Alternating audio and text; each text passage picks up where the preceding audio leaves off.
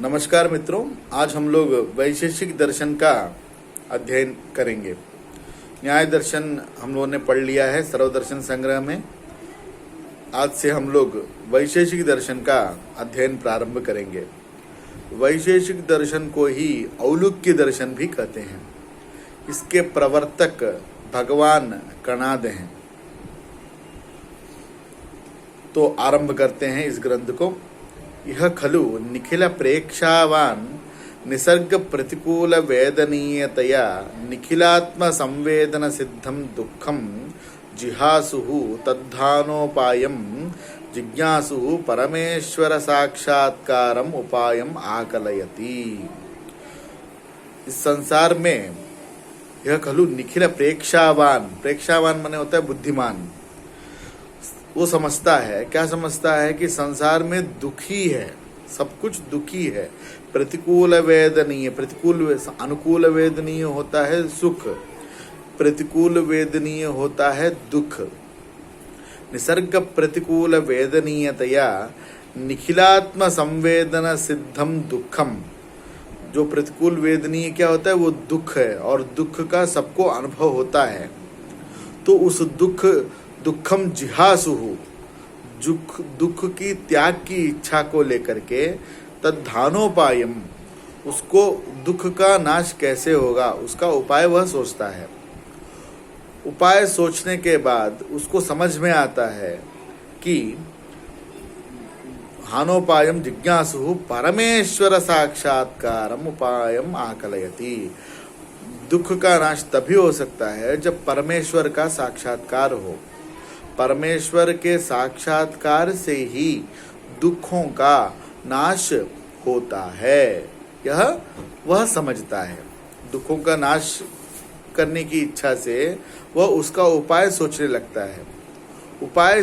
जब उपाय सोचने लगता है तो जिज्ञासु को यह समझ में आता है कि परमेश्वर के साक्षात्कार से ही दुखों का नाश होगा।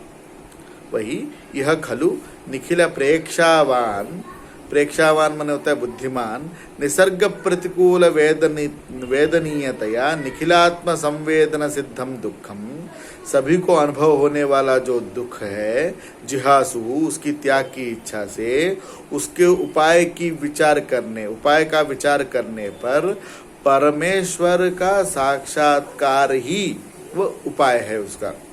परमेश्वर के साक्षात्कार से ही दुखों का नाश होगा, यह वह समझता है। तो यहाँ पे कारिका दे रहे हैं, यदा चर्मवदाकाशम वेष्टयिष्यन्ति मानवाः तदा शिवम अविज्ञाय दुःखस्यान्तो भविष्यति। जब चमड़े से आकाश को जब ढक सके तब शिव को बिना जाने भी दुखों का अंत होगा। यह कारिका का अभिप्राय है। कारिका का अभिप्राय क्या है? यदा चर्मवदाकाशम वेष्टयिष्यन्ति मानवाः तदा शिवम अविज्ञाय दुःखस्यान्तो भविष्यति। अर्थात चर्म से आकाश का ढकना अगर संभव होगा तो शिव को बिना जाने भी दुखों का अंत होगा। इसका अभिप्राय क्या है हमें समझना पड़ेगा। इसका अभिप्राय यह है कि चर्म से आकाश, संपूर्ण आकाश को ढकना संभव नहीं है। शिव को बिना जाने दुखों का नाश होना भी संभव नहीं है। यह मुख्य अर्थ है। चर्म से आकाश को ढकना संभव नहीं है, वैसे ही शिव को जाने बिना दुखों का अंत भी संभव नहीं है। यह कारिका का भाव है, अभिप्राय है। इत्यादि वचन निचय प्रामाण्याद, इत्यादि वचन निचय माने होता है समुदाय, वचन समुदाय का प्रामाण्य से हमने ऐसा निश्चय किया। माने परमेश्वर के साक्षात्कार के उपरांत ही दुखों का नाश होगा। यह ग्रंथकार का अभिप्राय है। परमेश्वर साक्षात्कारश्च श्रवण मनन भावनाभिर्भावनीय। परमेश्वर का साक्षात्कार कैसे होगा? तो कहते हैं श्रवण मनन भावना से होगा। भावना माने होता है निधिध्यासन। परमेश्वर का साक्षात्कार कैसे होगा? श्रवण मनन और भावना से होगा। भावनीय उनके उसके द्वारा ही द्वारा करना चाहिए। यदाह। और एक कारिका कहते हैं आगमेन अनुमानेन ध्यानाभ्यास बलेन च त्रिधा प्रकल्पयन् प्रज्ञाम लभते योगमुत्तमम्। आगमेन अनुमानेन ध्यानाभ्यास बलेन च त्रिधा प्रकल्पयन् प्रज्ञाम लभते योगमुत्तमम्।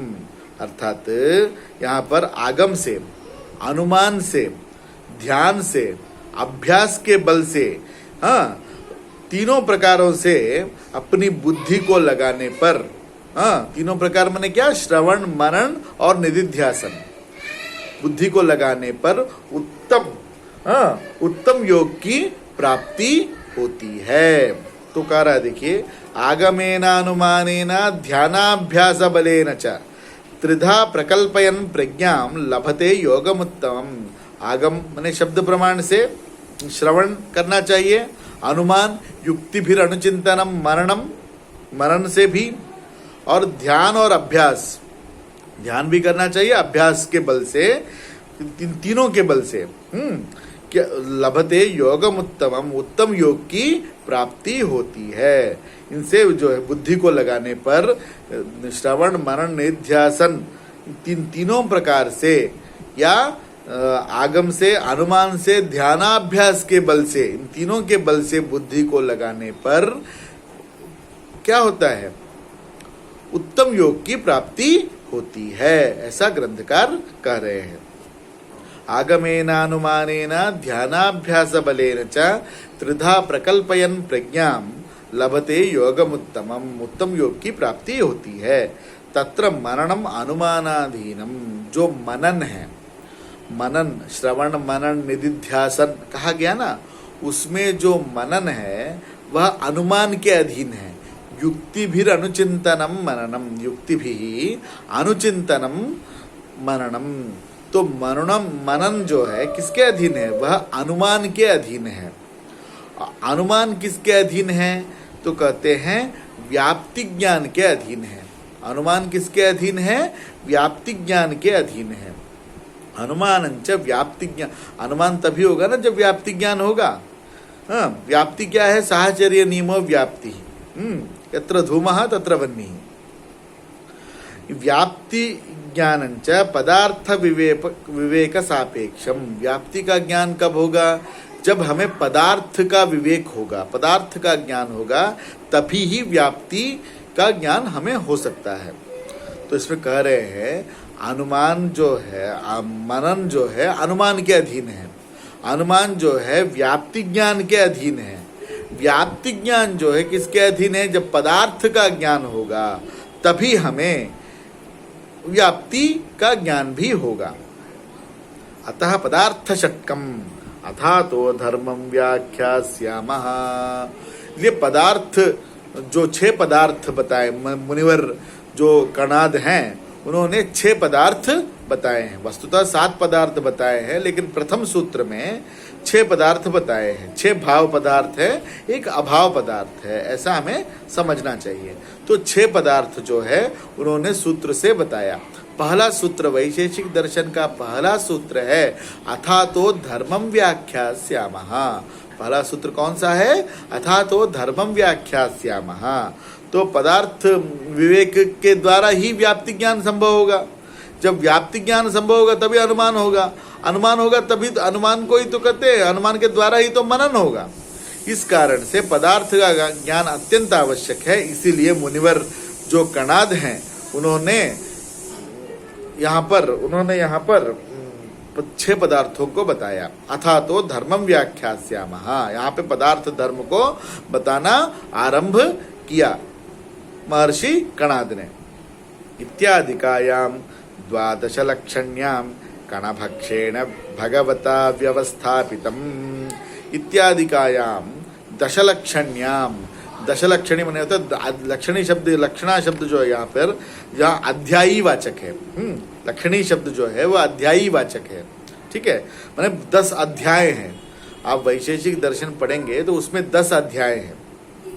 हाँ, तो 10 अध्यायों में कणभक्ष ने, कणभक्ष माने होता है महर्षि कणाद, वो कण खा करके जीवित रहते थे। 5000 साल पहले बिना किसी माइक्रोस्कोप के उन्होंने परमाणु को खोज लिया था, और कणभुक हैं, वो कण खाते थे केवल। हाँ, तो इसलिए उनका नाम जो है कणभक्ष भी है, ठीक है। तो उन्होंने पदार्थों के बारे में अपने ग्रंथ दशलक्षणी में उन्होंने बताया। लक्षणी शब्द जो है यहाँ पे अध्यायवाचक है, ठीक है। तो 10 अध्यायों में क्या क्या बताया उन्होंने, उसकी चर्चा सर्वदर्शनकार कर रहे हैं। तत्र आह्निकद्वयात्मके प्रथमे अध्याये समवेत अशेष पदार्थ कथनम अकारी। आह्निक, तत्र आह्निकद्वयात्मके प्रथमे अध्याये संवेत अशेष पदार्थ कथनम अकारी। तो यहाँ पर उन्होंने क्या किया है कि आह्निक द्वय, अन्य भवम आह्निकम, माने पहर, एक पहर होता है। तो प्रतिदिन वो जो है 2 आह्निक, 2 पहर वो पढ़ाते थे, ठीक है। तो प्रथम अध्याय में 2 आह्निक हैं। हाँ, सभी अध्याय में 2-2 आह्निक हैं। तो प्रथम अध्याय में 2 आह्निक हैं, माने सब चैप्टर्स की तरफ। तो उस सब चैप्टर्स में प्रथम अध्याय में क्या किया उन्होंने, आह्निक द्वयात्म के प्रथम अध्याय में क्या किया, संवेत अशेष पदार्थ कथनम अकारी। समवाय संबंध से रहने वाले सभी पदार्थों का वर्णन महर्षि कणाद ने किया है। पहले अध्याय में जिसमें कि 2 आह्निक हैं, उसमें उन्होंने क्या किया है, अशेष पदार्थों का, जो समवाय संबंध से रहने वाले अशेष पदार्थों का वर्णन किया है। तत्रापि प्रथमान्निके जातिमन निरूपणम, उसमें भी जो है प्रथम अध्याय में जाति से युक्त पदार्थों का वर्णन किया है। जाति से युक्त पदार्थों का वर्णन किया है। जाति से युक्त पदार्थ कौन से हैं, द्रव्य गुण कर्म, उनका जो है उन्होंने निरूपण किया है। और द्वितीय अध्याय में जाति और विशेष का निरूपण किया। द्वितीय आह्निक में जाति और विशेष का निरूपण किया है। तो प्रथम अध्याय के प्रथम आह्निक में महर्षि कणाद ने जाति युक्त पदार्थों का वर्णन किया है। द्वितीय आह्निक में क्या किया, जाति और विशेष का निरूपण किया है उन्होंने द्वितीय आह्निक में। और द्वितीय अध्याय में भी 2 आह्निक हैं। आह्निक द्वय युक्ते द्वितीय अध्याये द्रव्य निरूपणम। द्वितीय अध्याय में कितने आह्निक हैं, 2 आह्निक हैं। उसमें उन्होंने क्या किया है, द्रव्य का निरूपण किया है। तत्रापि प्रथमे भूत विशेष लक्षणम, प्रथम आह्निक में उसमें भी 2 अध्याय हैं, 2 आह्निक हैं द्वितीय अध्याय में। तो प्रथम आह्निक में उन्होंने भूत विशेष का लक्षण बताया है। भूत विशेष का लक्षण बताया। भूत विशेष का लक्षण माने 5 भूत है ना। हाँ, तो द्रव्य पृथ्वी, अप, तेज, वायु, जल और आकाश, उनका लक्षण उन्होंने बताया है। द्वितीय अध्याय के प्रथम आह्निक में भूतों का जो विशेष 5 भूत जो हैं, भूत माने वो भूत प्रेत वाला भूत नहीं, 5 जो भूत हैं, पृथ्वी, अप, जल, तेज और आकाश, वो जो भूत हैं उनका विशेष लक्षण बताया है। और द्वितीय आह्निक में उन्होंने क्या किया है कि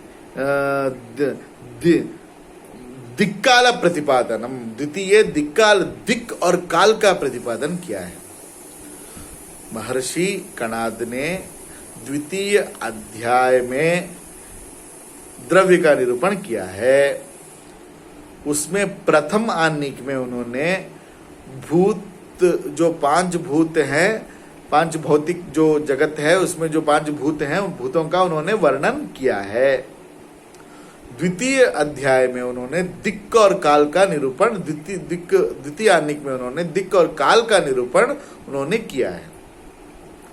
आनिक द्वय युक्ते तृतीय आत्मांतःकरण लक्षणम, और तृतीय अध्याय में भी जो है दो आनिक हैं, उसमें उन्होंने किसका वर्णन किया है? आत्मा और अंतःकरण का वर्णन किया है। आत्मा और अंतःकरण का वर्णन किया है।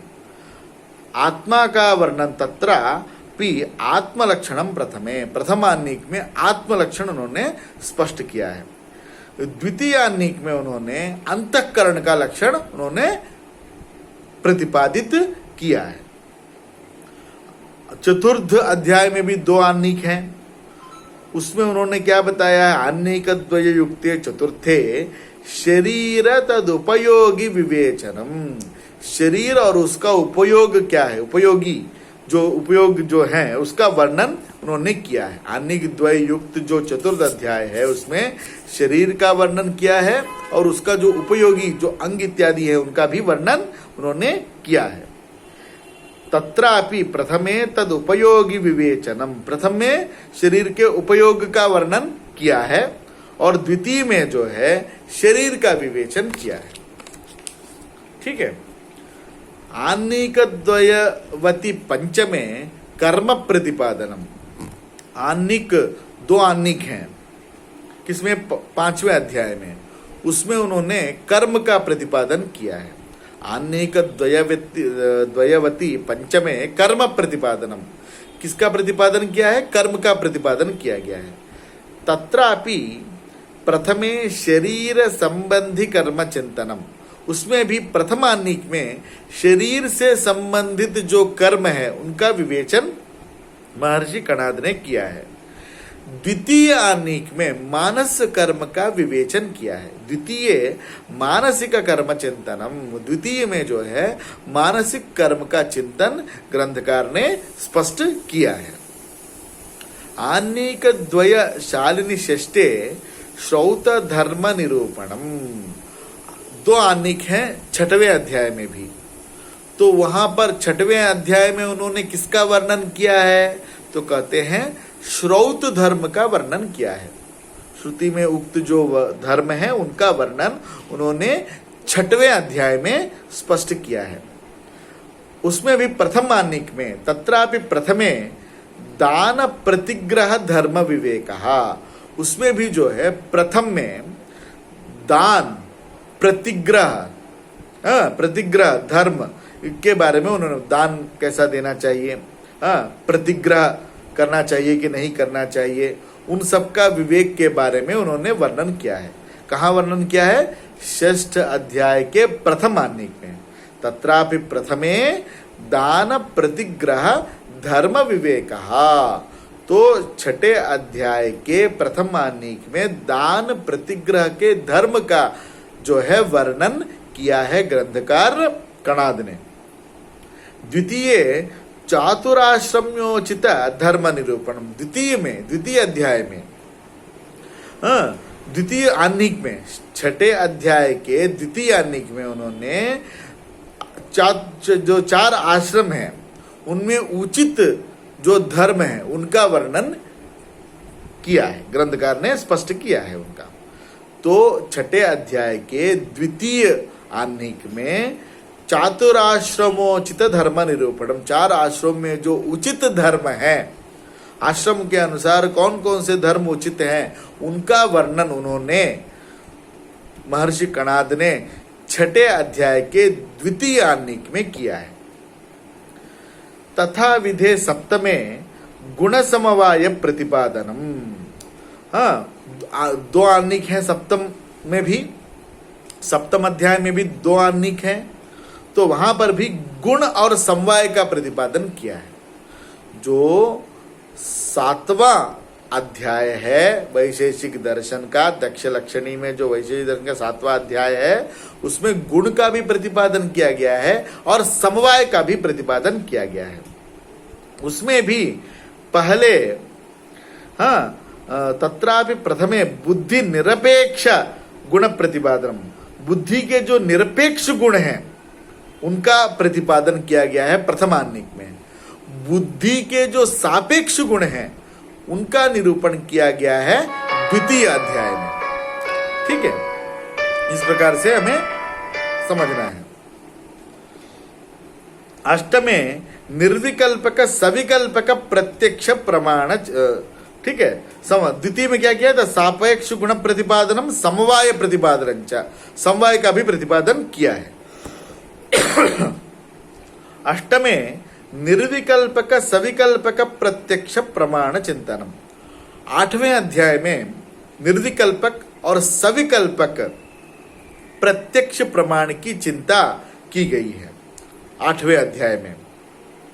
और नवम अध्याय में जो है बुद्धि विशेष प्रतिपादनम, बुद्धि विशेष का प्रतिपादन 9वें अध्याय में किया गया है। और 10वें अध्याय में क्या किया गया है? अनुमान भेद प्रतिपादनम, अनुमान के जो विविध भेद हैं उनको स्पष्ट किया गया है 10वें अध्याय में। तो ये सब विषय है हमारे जो वैशेषिक दर्शन में प्रतिपादित हैं। कौन कौन से विषयों पे चर्चा हुई है उसका अध्ययन हम लोग कल करेंगे। नमस्कार।